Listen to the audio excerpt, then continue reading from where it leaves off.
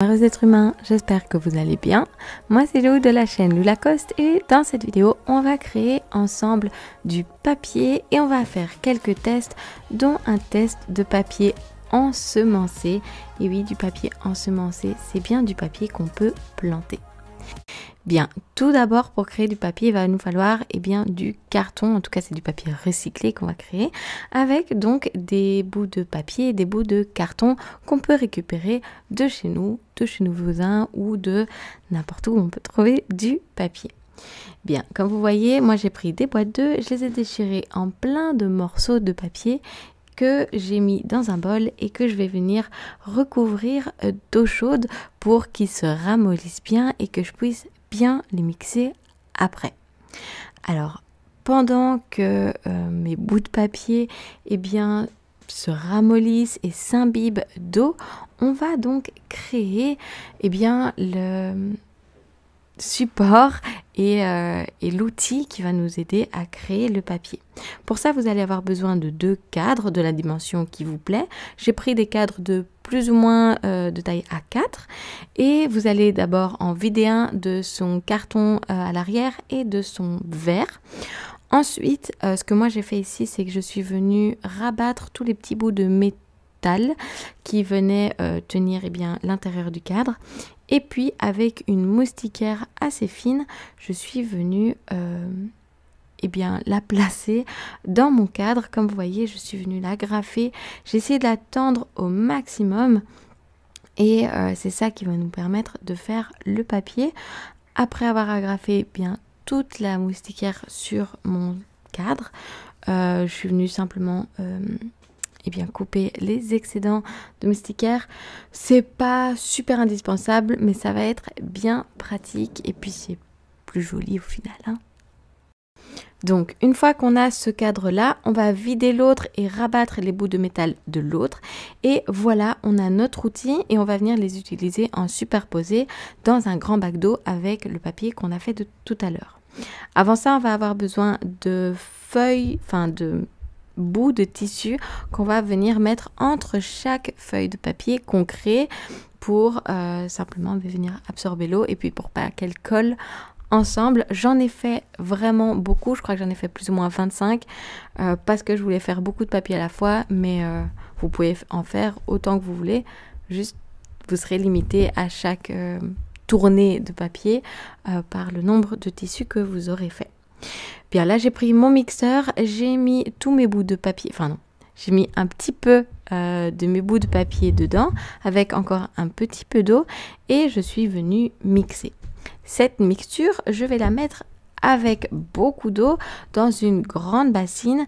La bassine doit simplement être assez grande que pour faire passer votre cadre. Donc moi ici, mon cadre A4 rentrait au moins dedans à plat. Bien, une fois qu'on a mis la mixture dans l'eau, on vient mélanger pour qu'il y ait bien du carton partout. Et puis on va prendre notre cadre, on va le superposer. Donc le cadre, on le prend avec la moustiquaire sur le dessus. Et puis par-dessus celui-là, on va venir mettre le cadre vide. Ensuite, on va venir plonger notre cadre en biais, en diagonale. On va un peu secouer pour qu'il y ait bien des particules de papier partout au-dessus. Puis on soulève le cadre. Vous allez voir, il y a plein de particules de papier qui vont venir avec. On laisse un peu l'eau s'écouler. Et puis sur un des bouts de tissu, on vient déposer le cadre avec le papier, tête en bas. Et puis on va éponger l'excédent d'eau comme vous me voyez faire avec d'abord une éponge et puis un petit essuie.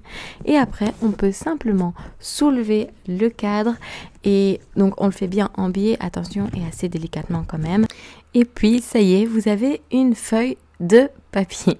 Pour en faire plusieurs, vous allez simplement revenir remettre un bout de tissu au-dessus de votre feuille de papier que vous venez de créer et puis répéter la même chose et venir le faire autant de fois que vous avez de tissu pour venir séparer chaque feuille de papier. Alors, pour le papier ensemencé, c'est-à-dire le papier que vous pouvez planter, on va prendre eh bien, les graines qu'on veut. Personnellement, j'ai pris des graines d'alfalfa, mais vous pouvez vraiment prendre des graines de tout ce que vous voulez, que ce soit des plantes, des herbes ou n'importe quoi. Et vous allez les mettre dans votre bassine d'eau avec votre mixture de papier. Ce qui va se passer, c'est que vos graines vont se mélanger à ce papier. Et quand vous allez répéter la même opération que juste avant pour créer une feuille normale, eh bien vos graines vont se mélanger et vont faire partie intégrante de votre feuille de papier. Et puis vous allez simplement pouvoir venir planter votre papier une fois qu'il sera sec et utilisé. J'ai ensuite fait un test pour essayer de faire du papier de couleur et j'ai mis de l'encre à l'eau et ça n'a pas marché, ça n'a pas teint mon papier. Par contre, plus tard, et malheureusement je n'ai pas filmé ce moment-là, j'ai mélangé mon mélange à de la peinture acrylique et ça a fonctionné et ça a bien teint mon papier. Vous pouvez trouver plein d'autres manières pour décorer votre papier. Vous pouvez venir y mélanger des fleurs et les fleurs vont faire partie intégrante de vos feuilles. Ou vous pouvez également venir placer des paillettes dans votre eau. Ou pour être sûr que les paillettes soient vraiment fortes et sur le dessus de votre feuille, vous pouvez carrément créer votre feuille et avant de replacer le tissu au-dessus, venir mettre les paillettes et puis mettre le tissu au-dessus et recommencer à faire du papier. L'étape suivante peut paraître un peu bizarre, mais elle est très importante. Vous allez écraser votre papier entre deux planches et vous allez danser dessus pour que un maximum d'excédent d'eau parte de ce papier et qu'il soit assez compact pour bien tenir en forme. Ensuite, il manque plus que sécher le papier. Il y a plusieurs sortes. J'ai d'abord essayé de les faire pendre, mais j'en avais beaucoup trop et ça allait me prendre un temps fou. Donc, je suis venue simplement les mettre au four. Attention, j'ai vraiment pas mis fort. Je voulais pas abîmer les graines du papier et du coup, j'ai mis à 30-40 degrés mon four en laissant toujours une cuillère pour que le four soit un peu ouvert, pour que l'humidité puisse sortir de mon four et je l'ai laissé toute la nuit. Alors attention, ne laissez pas juste un four allumé toute la nuit, il faut le surveiller et on est resté nous éveillés cette nuit-là pour pouvoir surveiller ce four-là, mais vous pouvez décider de le faire en journée et comme ça, vous êtes de toute façon éveillé pour surveiller votre four. Ce que vous me voyez faire là, je ne sais pas si ça a vraiment accéléré le procédé et si ça a vraiment aidé, mais je me suis amusée à séparer chaque feuille de papier pendant qu'elle séchait pour être sûre que je puisse venir les séparer par la suite et pour essayer de faire en sorte qu'elles sèchent plus vite. C'est une étape très facultative, je ne sais vraiment pas si ça a effectivement aidé. Le lendemain matin, tout mon papier était sec et je pouvais venir les séparer de leurs feuilles de tissu. C'était le moment un peu plus délicat parce que j'avais des feuilles plus épaisses et des feuilles plus fines. Les feuilles plus épaisses étaient faciles à retirer, mais les feuilles un peu plus fines étaient un vrai challenge.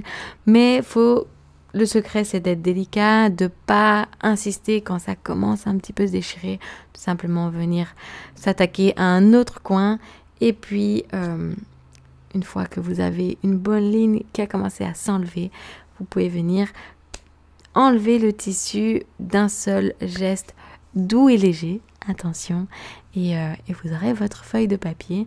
Puis vous allez faire la même chose pour toutes vos feuilles. Alors, deux petites informations supplémentaires qui sont quand même importantes, c'est que votre papier aura la couleur du papier que vous avez décidé de recycler. C'est pour ça que le mien est majoritairement gris, sauf évidemment le rose, mais ça c'est comme je vous ai dit, j'avais mis de l'acrylique.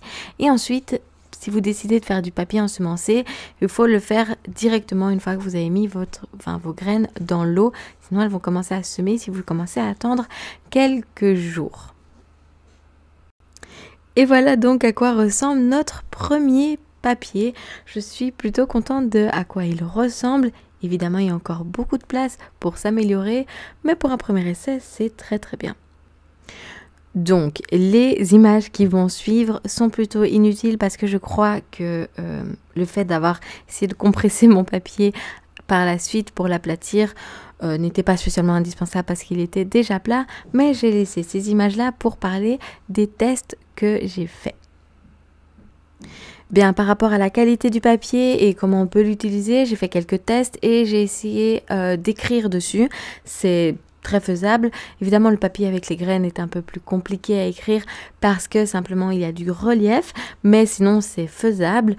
Juste ne pas utiliser des stylos à encre, des stylos plumes et ce genre de choses parce que ça a un effet un peu buvard encore à ce stade-là.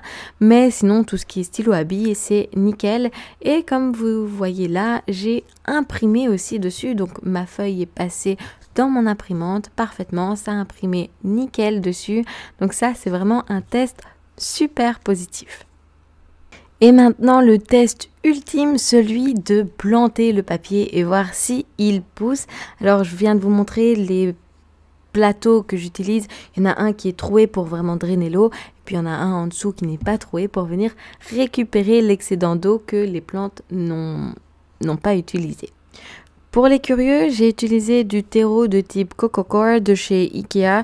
Donc c'est un terreau qui s'achète assez plat, dans lequel on vient rajouter de l'eau et qui s'étend, qui s'expand. Voilà, c'est peut-être pas le plus nutritionnel, mais pour faire une petite expérience comme ça, c'était parfait. Donc je suis venue mettre le papier sur une première couche de terreau et je suis venue ensuite le recouvrir d'une autre fine couche de terreau et je suis simplement venue l'arroser. Alors personnellement, j'ai utilisé un arrosoir de type spray, mais vous pouvez simplement arroser de manière normale. Juste ne saturez pas trop en eau votre terreau, ça risque de noyer vos plantes et vos graines. Voilà, après une semaine, à quoi ressemblent mes pousses d'alfalfa. Je suis plutôt satisfaite et je suis très contente. Alors, comme vous voyez, je suis en train de vous prouver que c'est bien notre papier qui a poussé, même avec l'imprimante, même avec l'encre d'imprimante. Elles sont super saines et super belles. Leurs racines sont vraiment nickel. Et voilà, comme vous voyez, leur racine a été par le dessous, donc en dessous du papier, et les pousses par dessus. Et voilà pour cette vidéo, j'espère qu'elle vous aura plu. N'hésitez surtout pas évidemment à mettre un petit commentaire, un petit j'aime, à vous abonner si vous aimez bien ce genre de contenu et tout le tralala. Et puis moi je vous dis à tout de suite dans une prochaine vidéo. Si vous ne savez pas encore quoi regarder, YouTube devrait vous en proposer une qui devrait vous plaire à vous particulièrement. Donc à tout de suite dans cette vidéo là. Bisous.